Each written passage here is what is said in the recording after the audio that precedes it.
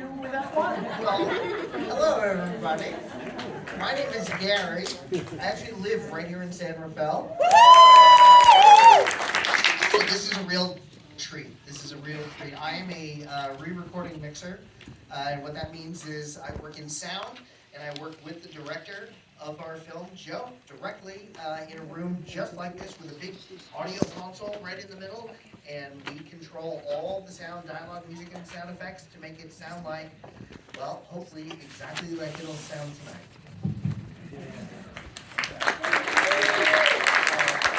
I'm Claudio, the cinematographer. I'm responsible for image and creating some unique cameras for how we shot this thing. And the whole idea between us is to keep it, keep you immersed in the sound and also the visuals, and everything's connected. So I really feel like you're going to be on a ride on this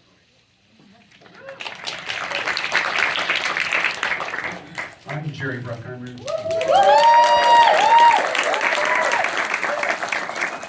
One of the producers of F1. Let's start with you, Jerry. You've been producing, you're no stranger to high-octane films with fast cars. You made Days of Thunder, you made Gone in 60 Seconds. What was it about F1 that was different for you, and were there things that have changed in filmmaking that you wanted to express creatively that you maybe couldn't have 2 decades ago? Well, what's different about F1 is it's the only sport where your teammate is your competitor. There are 10 teams, 2 drivers to each team, and each driver wants to be the #1 driver. So the drama is embedded in the sport, and that's what makes it so exciting. As far as technology, they will talk to you about all the phenomenal things that they brought to this movie. For those who haven't seen the film, Brad Pitt and Dancing Idris actually drive these cars. It took them 4 months to learn how to drive them. You just don't get into an F1 car and drive it. An F2 driver, it takes them a month to figure out how to drive an F1 car. We built 6 cars. We have an F2 engine and an F1 body over it. The F1 car, in order to start it, it takes 35 people. Couldn't quite afford that. An F2 engine is 2 people. So, but they go up to 200 miles an hour. So, and Brad was pushing the limits on all of it. He loves it. He loved making the movie. His unhappiest day was when we were in Abu Dhabi, and it was his last run, and he was climbing out of the car. And it was my happiest day. He was all in one piece. But as far as the expertise of what Claudio and our sound team did is really phenomenal. First of all, it took him, about a year to build the camera? We had a thought about it, and maybe about 9 months, probably, like getting early on, and inkling their idea that this job was happening. And then finally start putting it to paper in 9 months before. Yeah, on Top Gun, we had a camera that was about this big. And we had 6 of them in the cockpit. At F1, we have a camera that's about this big, and we have 16 of them around the car, 4 at a time. So what you're going to experience is you're going to be in that car, you're going to be driving that car. You're going to feel what it's like to be an F1 driver when you see this movie. The authenticity is phenomenal. The sound is phenomenal. How many tracks can we mix in? Thousands. We're well into the thousands, because it's not just the number of car recordings that we have. And we sent sound crews to Abu Dhabi twice to record cars, as well as to test runs on cars. They're very expensive cars to run, so you can't just fire them up and get a good recording. You've got to get them while they're running during the race. And that was another challenge. I'm sure you guys can talk about that. Shooting these scenes during live F1 races. We were capturing sound during these live F1 races. It was a very, very complicated process to gather these tracks, cut these tracks into sync under the scrutiny of our executive producer, Lewis Hamilton, because he knows what these tracks feel like and what these tracks sound like.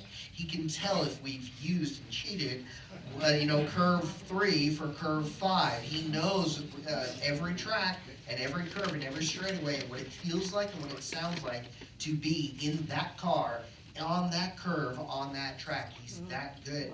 And so the level of authenticity for this film is unbelievable. We have Lewis Hamilton to thank for that. He's a 7-time world champion, and so he's a phenomenal asset to this movie. But with all the bells and whistles that we bring to our craft, and a lot of you are part of our community, it's always about the story. It's always about the emotion. It's always about our great writers that bring this authenticity to the screen. I mean, we know how to make movies really well because we have the greatest technicians in the world. Our editor had 5,000 hours of film to go through to cut this movie into over 2 hours. So not only the number of tracks he had to put together, Lewis Hamilton was saying, turn 3, I'm in second gear, you have me in third gear. So they had to, and then every car sounds different. So you have to record every single car, and there are 20 cars.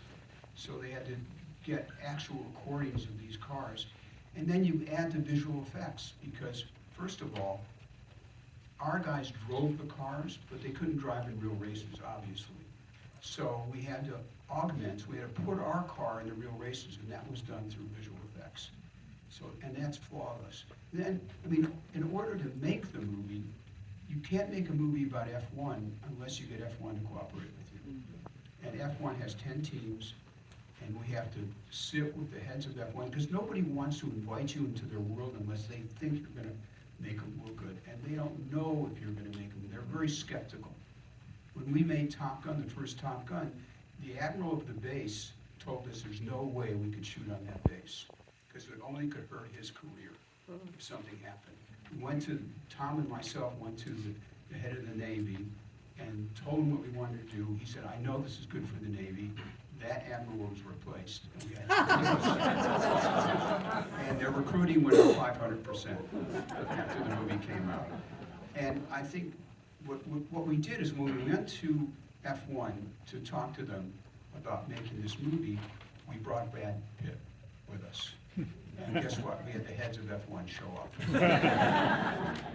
And that was the seminal point of explaining how to do it. But what we did is we took a piece of film.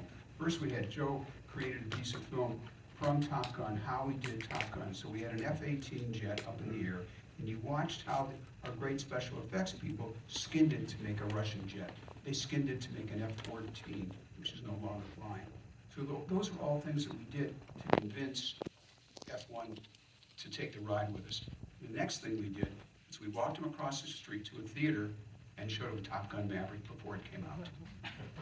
So they could see how we could make a film that makes the Navy look good, and we're going to make them look good.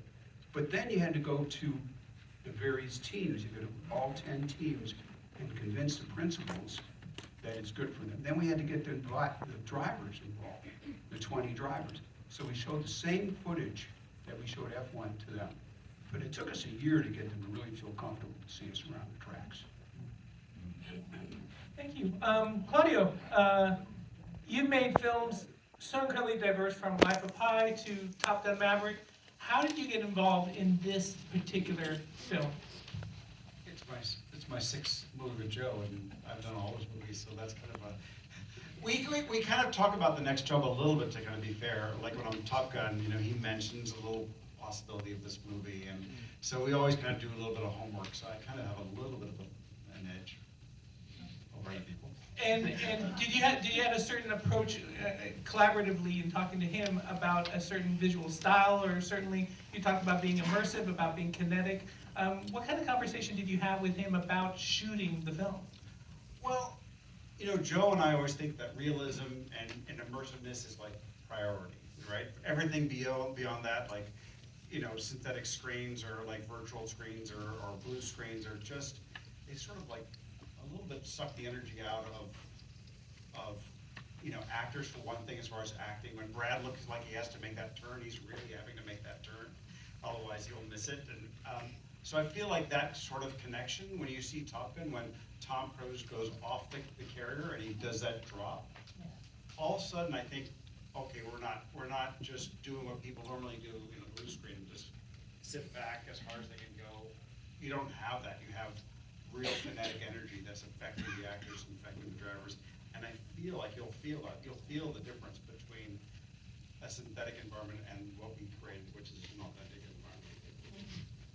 environment. Gary, you've worked with Joe as well. You worked with him on Tron Legacy. Yes, I did. Now, that is a very different film, of course. It's got fantasy elements, sci-fi elements. What kind of conversations did you have with him about doing all the sound and all the mixing for F1? The early conversations were, we want this to sound as amazing as it can.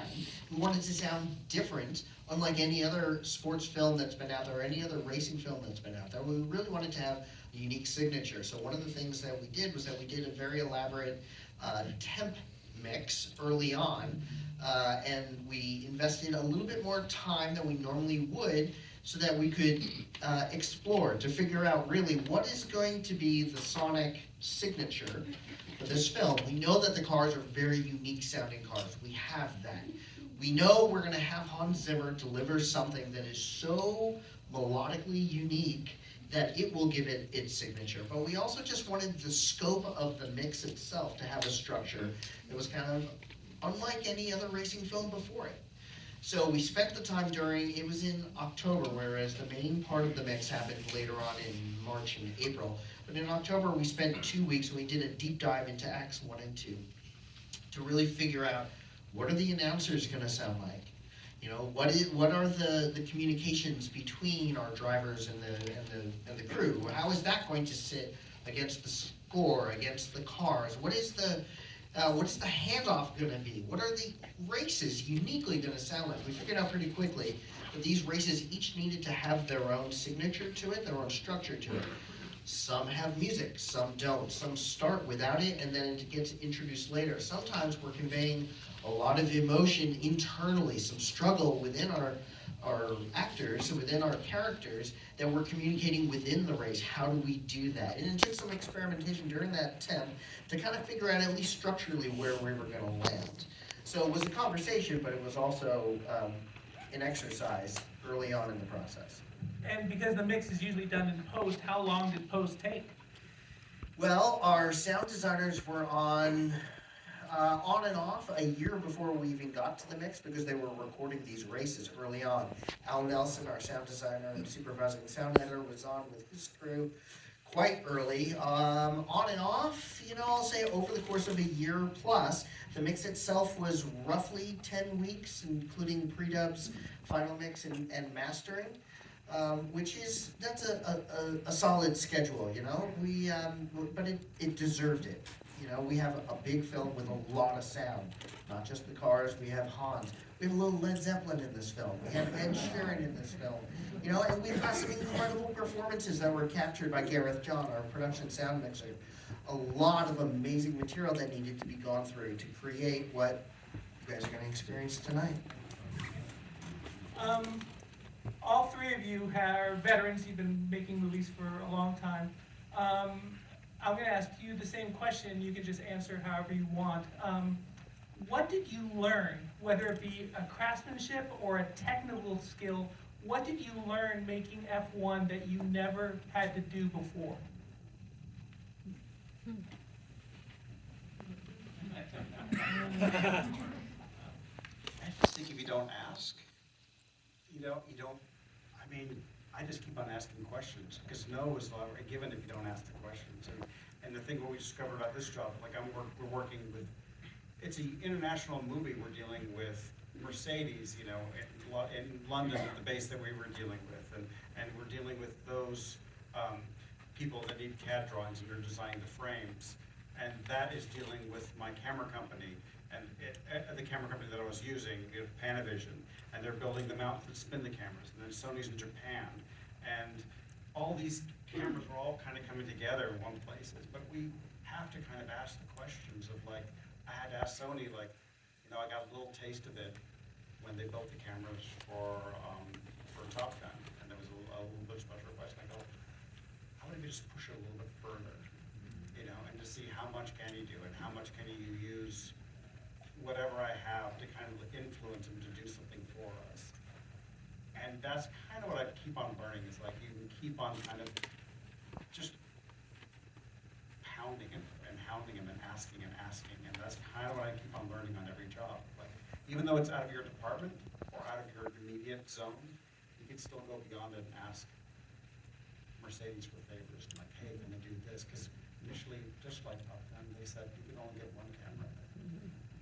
You got more than that. For Sound, I think it was a whole other level of collaboration. Like I said, Al Nelson had gone out and started recording these cars well in advance, and that kind of collaboration between a little company like Skywalker Sound, you know, tucked away in Marin County, dealing with Formula One and getting onto the track and getting access and being able to collaborate with a whole separate concept and a whole separate set of people.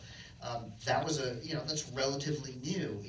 Doing that kind of collaboration isn't something that happens necessarily on every show, but it wasn't only that, it's also our production mixer being able to get into that environment and being able to record in very different ways. Can we get mics onto the cars or can't we get mics onto the cars? It's a very, very special level of collaboration happened on this film, and you know, the greatest successes come out of the greatest moments of teamwork, and that's evident in our film and in our story, and I think it's totally true for our sound crew. Well, first of all, I knew nothing about F1 when I started this movie, absolutely nothing. I did Days of Thunder, but that's NASCAR, completely different. So getting an education into this world was phenomenal. It's an amazing world. To be a driver in this world, you start when you're 5 or 6 years old. You start in little go-karts. And if you're talented, by the time you're 11 or 12, you go to Italy usually, where they have these academies where you can really have enormous competition. And by the time you're 14 or 15, a team might take a look at you or sponsor you or do something like that. But the criteria for a team is you have to be an amazing driver, you have to be charismatic, and you have to be good looking, because you represent a brand. So when you see these drivers, you're going to see them on the screen, the real drivers, you're going to see a lot of them in this movie. We had to film this, it was like filming a live sporting event, because we were on the grid right before a race with Brad and Damson standing next to the real drivers. We did a scene that we had 12 minutes to do it. We had a scene that we had 12 minutes to do it. We rehearsed it for 3 weeks, and the FIA, which is a controlling body of Formula One, timed it. Because we couldn't delay the start of the movie. I mean, the film, the race. So it's that kind of expertise to make this movie, and you'll feel it when you see the film, the authenticity and the amount of energy and work that everybody went into. Like Hans Zimmer went back to when he started his career. He pulled out all his synthesizers that he hadn't used in years, because that cuts through the sound of these engines. But what's so great about Hans is he writes these beautiful melodies, and after you hear Led Zeppelin, you'll come to the track and you'll hear his melody, and it's played throughout the film. But it really conveys what we want you to feel for each one of these characters, and we had different themes for various characters.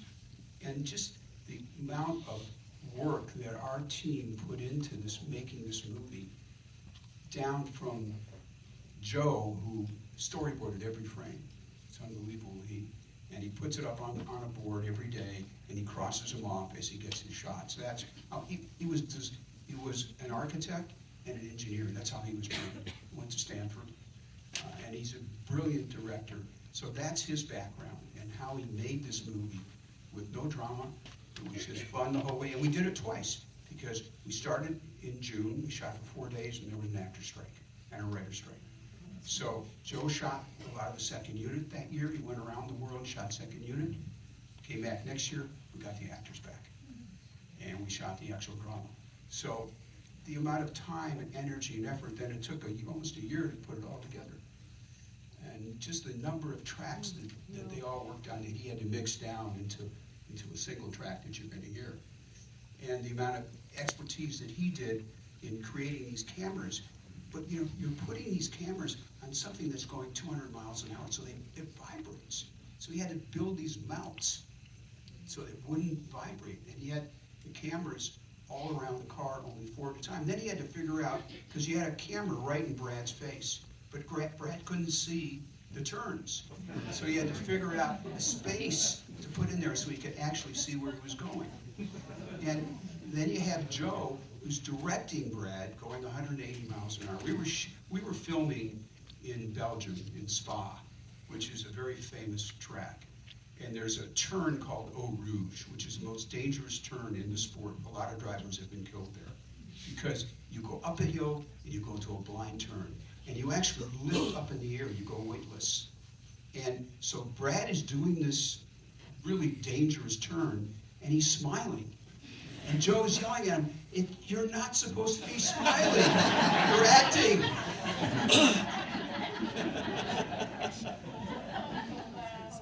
That's a great anecdote. Jerry, Claudio, Gary, thank you so much for being here.